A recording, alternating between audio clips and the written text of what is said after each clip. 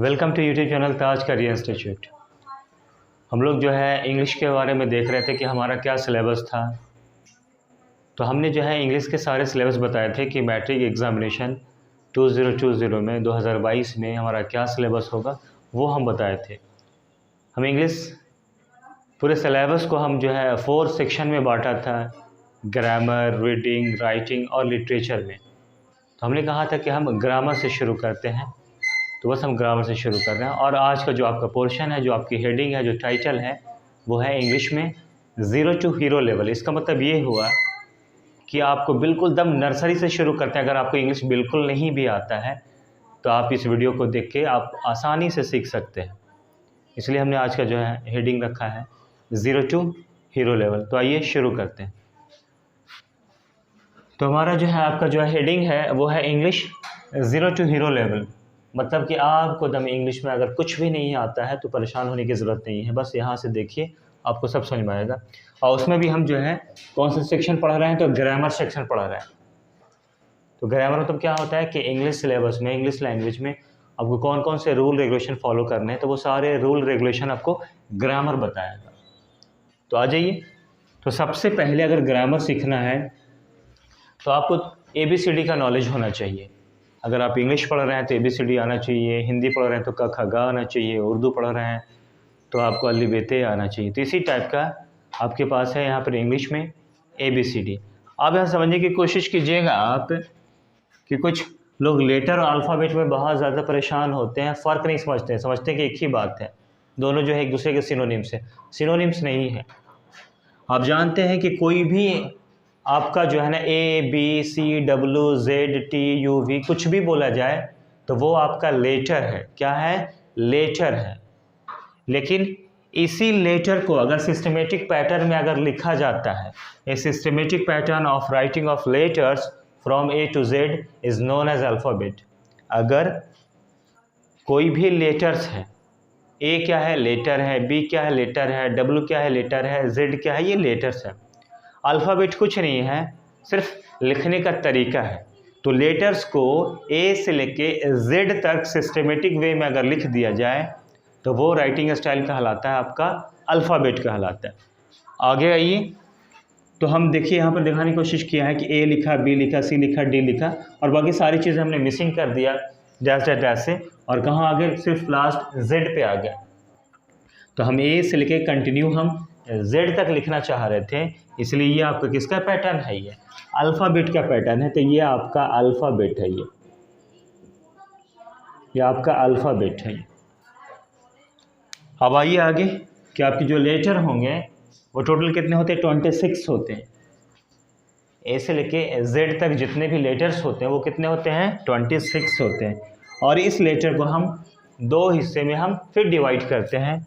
तो पहला हिस्सा वॉवेल होता है, दूसरा होता है कॉन्सोनेंट, जिसे आप हिंदी में वॉवेल को स्वर कहते हैं और कॉन्सोनेंट को व्यंजन कहते हैं।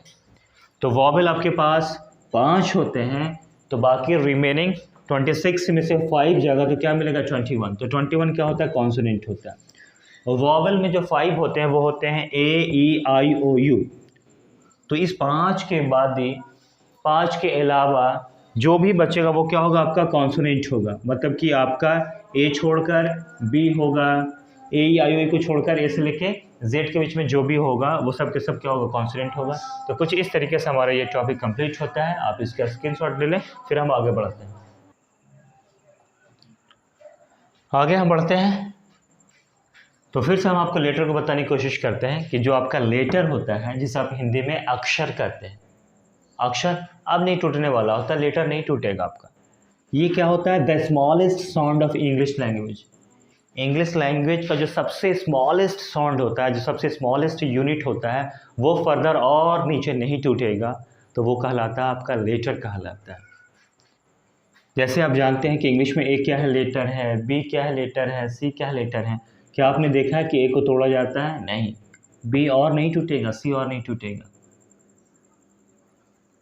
तो लेटर जो है स्मॉलेस्ट साउंड होता है इंग्लिश लैंग्वेज का, वो फर्दर और नीचे जो है आपका जो है नहीं टूटने वाला।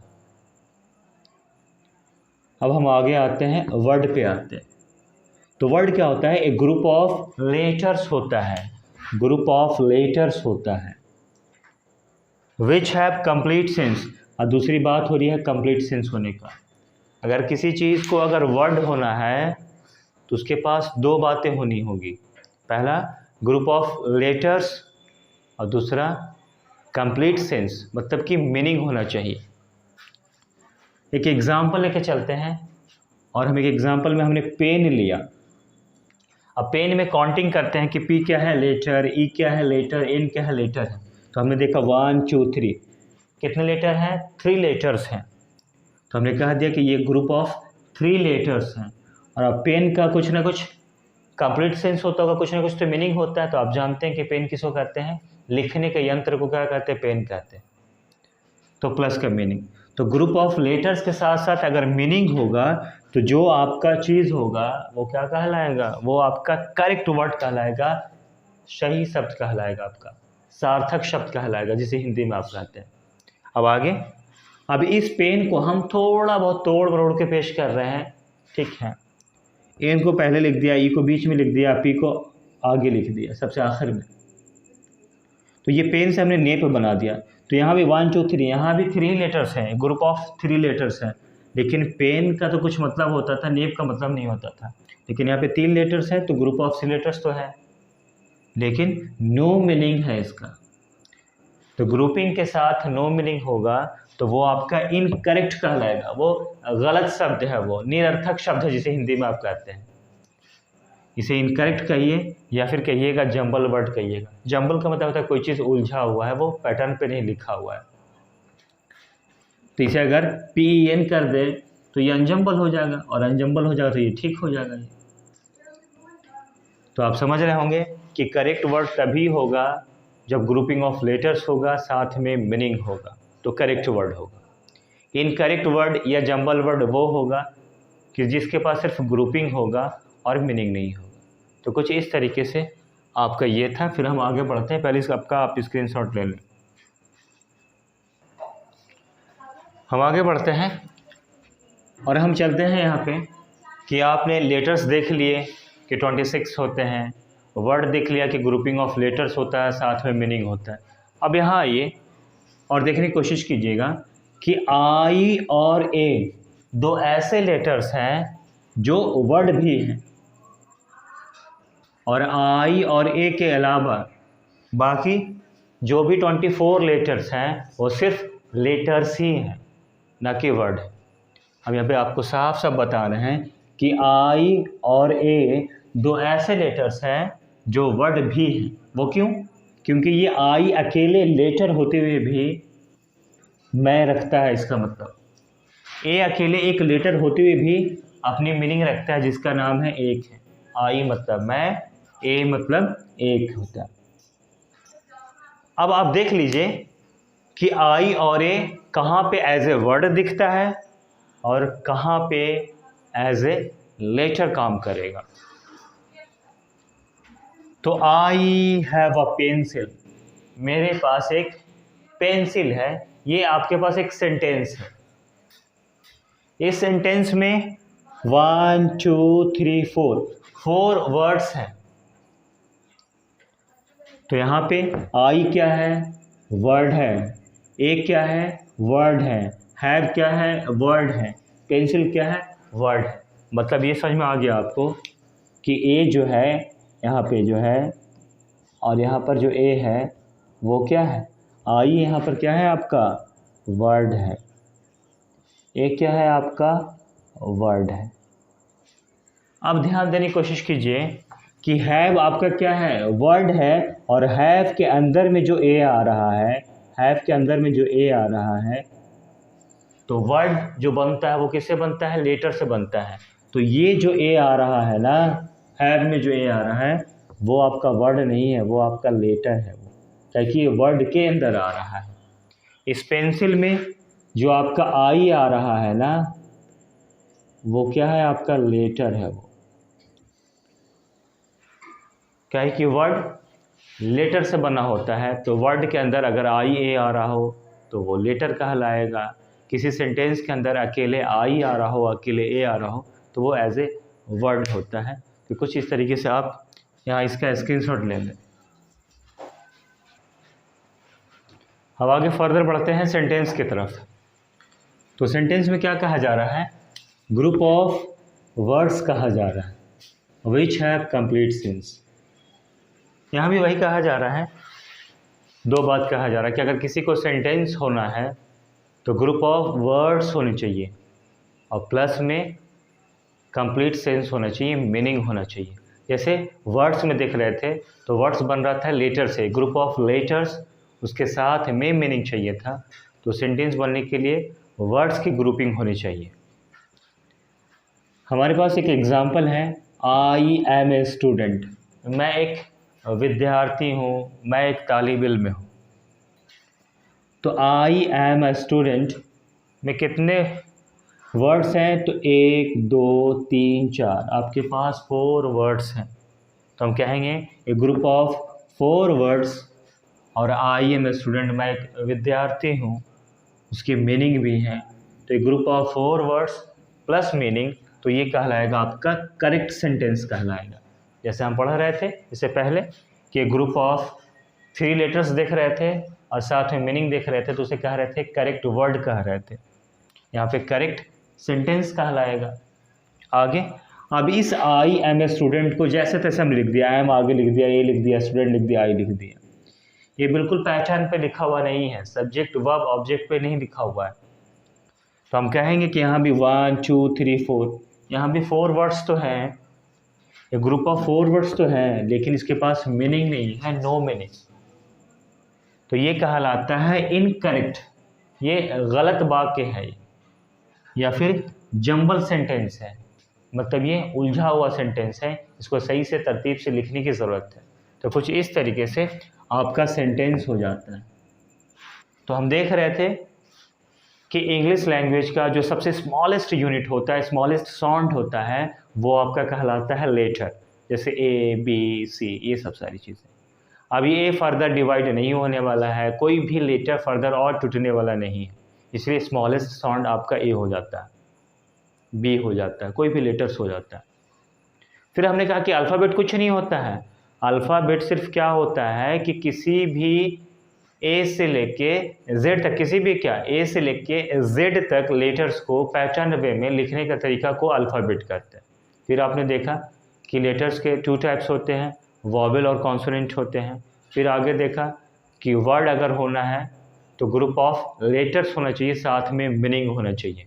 किसी को अगर सेंटेंस होना है तो ग्रुप ऑफ वर्ड्स होना चाहिए, साथ में मीनिंग होना चाहिए।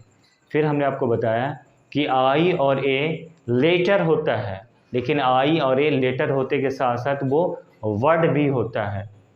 तो आप इसे ये समझने की कोशिश कीजिएगा, कोई एक इंसान है, वो पॉलिटिशियन भी है, साथ में डॉक्टर भी है वो। तो जब डॉक्टर की मीटिंग होता है तो वो एज ए डॉक्टर जाता है वहाँ पे, जब पॉलिटिशियन की मीटिंग होती है तो एज ए पॉलिटिशियन जाता है। तो इसी तरीके से आई और ए के पास 2 फीचर्स हैं कि वो लेटर जैसा भी बिहेव करता है और वर्ड जैसा भी बिहेव करता है। अगर उसे लेटर जैसा बिहेव करना होगा आई और ए को, तो वो किसी वर्ड के अंदर आएगा। जैसे इंडिया है तो इंडिया एक वर्ड है, इंडिया में आ रहा है आई, फिर आता है आई, तो ये दोनों आपका क्या है, लेटर हैं। आखिर में ए आता है तो भी लेटर है। आई एम एन इंडियन, मैं एक भारतीय हूँ, तो ये आपका एक आपके पास क्या है, एक सेंटेंस है। आई एम एन इंडियन, आपके पास 4 वर्ड्स हैं, तो आई यहाँ पे एक वर्ड है। तो इस तरीके से आपका आई हो, ए हो, आपका अकेले अकेले सेंटेंस के अंदर आता हो तो वो वर्ड्स होता है, और वर्ड्स के अंदर आई ए आता हो तो वो लेटर्स होता है। तो कुछ इस तरीके से हमारा ये पोर्शन कंप्लीट होता है। तो आप इसका स्क्रीनशॉट ले लें, फिर हम आगे बढ़ते हैं। अब हमारे पास नेक्स्ट टॉपिक है सेंटेंस के ऊपर है।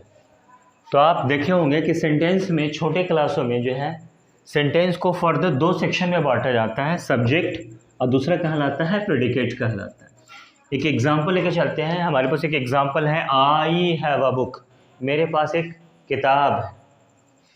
तो यहाँ से सवाल पूछे कि किसके पास किताब है, तो जवाब मिलता है आई। तो जो मेन कैरेक्टर है वो आपका सब्जेक्ट होता है, तो आई आपका जो है वो क्या है, आपका सब्जेक्ट है। और जो बाकी बचा है हैव अ बुक, तो सब्जेक्ट के अलावा जितना भी पोर्शन बचा हुआ है वो कहलाता है प्रेडिकेट कहलाता है। तो सेंटेंस को छोटे क्लास में सब्जेक्ट और प्रेडिकेट में डिवाइड किया जाता है। आई हैव अ बुक में हमने सवाल पूछा किसके पास किताब है, तो जवाब मिलता है आई के पास। तो आई सब्जेक्ट है और बाकी जो बचा हैव अ बुक वो प्रेडिकेट होता है। आगे आइए, जब बड़े क्लास में क्लास 10th में आप पढ़ रहे हैं तो सेंटेंस को हम फर्दर, ठीक है, सिंपली जो है हम 3 हिस्से में बांटने की कोशिश करेंगे। हमारे पास बहुत सारी चीज़ें होंगी, लेकिन जो मेन जो बातें हैं सब्जेक्ट के अंदर, इस सेंटेंस के अंदर, वो 3 बातें हैं जिसका नाम है सब्जेक्ट, वर्ब और ऑब्जेक्ट है। अब यहाँ पे हमें वही सेम एग्जांपल लिया, आई हैव अ बुक, मेरे पास एक किताब है। अब सवाल पूछिए कि किसके पास किताब है, तो जवाब मिलता है आई के पास। तो आई आपका सब्जेक्ट है। फिर पूछिए कि आई के पास क्या है, तो जवाब मिलता है किताब है। तो बुक आपका ऑब्जेक्ट हो जाएगा। ऑब्जेक्ट का मतलब ही होता है वस्तु, तो बुक क्या है, आपका वस्तु है, कोई चीज़ है। तो आपने सवाल पूछा किसके पास किताब है, तो जवाब मिला आई, तो आई सब्जेक्ट हो गया। फिर सवाल आपने पूछा कि आई के पास क्या है, तो जवाब मिला बुक है, तो वो ऑब्जेक्ट हो गया। उसके बाद आई किताब को क्या कर रहा है, तो हैव कर रहा है, रखने का काम कर रहा है। तो हैव आपका क्या है, यहाँ पे वर्ब है आपका, हैव आपका वर्ब है यहाँ पे। और उसके बाद आप कहिएगा कि ए बच गया आपका, तो ना वो सब्जेक्ट में है, ना वो वर्ब में है, ना वो ऑब्जेक्ट में है। तो ए एंड द वो कहाँ आता है, आर्टिकल के अंदर आता है। तो ए आपका जो है आर्टिकल है। फिर यहाँ से ध्यान देने की कोशिश कीजिएगा कि आपका जो हैव है वो मेन वर्ब नहीं है, आपका हैव ऑक्सिलरी वर्ब कहलाता है, हेल्पिंग वर्ब कहलाता है। लेकिन आई हैव अ बुक, मेरे पास एक किताब है, यहाँ पे have as a main verb जैसा काम करेगा। फॉर एग्जांपल कि कोई दुकान है, दुकान में एक स्टाफ है और एक मालिक है। जब मालिक है दुकान में मौजूद तो वो मालिक कहलाएगा, काम करने वाला स्टाफ कहलाएगा। लेकिन उसी दुकान में अगर मालिक कहीं चला जाता है और बेचारा वो स्टाफ रहता है, तो उस वक्त स्टाफ है और उस वक्त वही स्टाफ आपका मालिक भी है। इसीलिए आपका जो हैव है वो तो ऑक्सिलरी वर्ब होता है, हेल्पिंग वर्ब तो होता है, लेकिन मेन वर्ब न रहने से वो एज ए मेन वर्ब जैसा काम करेगा। तो यहाँ पर कहेंगे कि वो वर्बी जैसा है। तो आप यहाँ से समझ सकते हैं कि सेंटेंस के पास 2 डिवीजन है छोटे क्लास में, एक है सब्जेक्ट, दूसरा है predicate. I have a book में किसके पास किताब है, तो आई के पास है, तो आई सब्जेक्ट है, और बाकी हैव अ बुक प्रेडिकेट कहलाता है। अब क्लास 10th में आ गए हैं। अब सेंटेंस को आप सिंपली कम से कम 3 हिस्से में बांटने की कोशिश कीजिए, सब्जेक्ट, वर्ब, ऑब्जेक्ट में बांटने की कोशिश कीजिए। वही सेम सेंटेंस लिया हमने, आई हैव अ बुक, किसके पास किताब है, आई के पास, तो ये सब्जेक्ट हो गया। आई के पास क्या है, बुक है, तो वो आपका ऑब्जेक्ट हो गया। आई बुक को क्या करता है, रखता है, तो हैव वर्ब हो गया। और ए जो आया है वो आपका आर्टिकल है, आपका आर्टिकल आ सकता है, प्रीपोजिशन आ सकता है, तो वो सारी चीज़ें सेंटेंस के अंदर आ सकता है, हेल्पिंग वर्ब आ सकता है। तो आई हैव अ बुक में ए आपके पास आर्टिकल है, और हैव ऐसे ऑक्सिलरी वर्ब होता है, हेल्पिंग वर्ब होता है। लेकिन यहाँ पे मेन वर्ब ना होने की वजह से हैव यहाँ पे आपको एज ए मेन वर्ब काम करेगा। तो कुछ इस तरीके से हमारा सेंटेंस का डिवीज़न था। आप इसका स्क्रीनशॉट ले लें। फर्दर हम आगे बढ़ते हैं। अब हमारे पास एक सेंटेंस है, राम इट्स ए मैंगो, जिसका हिंदी होता है राम एक आम खाता है। आप सवाल पूछो कौन आम खाता है, जवाब मिलेगा राम। तो राम आपका सब्जेक्ट है, सब्जेक्ट को शॉर्ट में SUB लिखेंगे। फिर सवाल कीजिए कि राम क्या खाता है, जवाब मिलेगा मैंगो आम, तो ये आपका ऑब्जेक्ट होगा जिसे शॉर्ट में OB लिखेंगे। फिर पूछिए कि राम आम के साथ क्या करता है, पढ़ता है, लिखता है, खेलता है, कूदता है, तो जवाब मिलेगा खाता है। तो इट्स क्या है, आपका वर्ब है। और ए जो आया है एक आम, तो ए आपका आर्टिकल है, ए एंड द आर्टिकल होता है, तो ए आपके पास आर्टिकल है। तो मेनली हम लेके चलेंगे सिर्फ सब्जेक्ट, वर्ब और ऑब्जेक्ट को लेके चलते हैं। इसी तरीके से इधर आ जाइए, इसकी हिंदी क्या होता है, राम एक आम खाता है। फिर अपने सवाल से पूछो कि कौन आम खाता है, जवाब मिलेगा राम। तो राम क्या है आपके पास, सब्जेक्ट है। राम क्या खाता है, जवाब मिलेगा आम। तो आम क्या था, आपका ऑब्जेक्ट था। राम आम के साथ क्या करता है, खाने का काम करता है, तो ये आपका वर्ब हो गया। और उसके बाद आपके पास एक जो आया था वो आपके पास आर्टिकल था, और यहाँ पे ये प्रेजेंट का इंडेफिनिट का सेंटेंस है, इसमें हेल्पिंग वर्ब नहीं होता है, तो भी आपके पास है आ रहा है आ रहा था हेल्पिंग वर्ब के लिए, लेकिन यहाँ पे हेल्पिंग वर्ब तो एग्जिस्ट करता ही नहीं है, इसीलिए यहाँ पे है आ रहा है, इसलिए कुछ इसके लिए है के लिए कोई हेल्पिंग वर्ब नहीं आएगा। तो राम एक आम खाता है।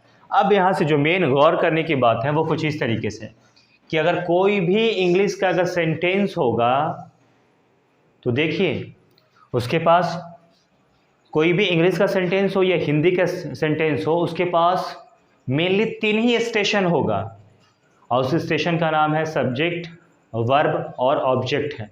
अब हम बात करते हैं इंग्लिश सेंटेंस की बात करते हैं, तो इस सेंटेंस को हम लेके चलते हैं और अब आपको बताते हैं।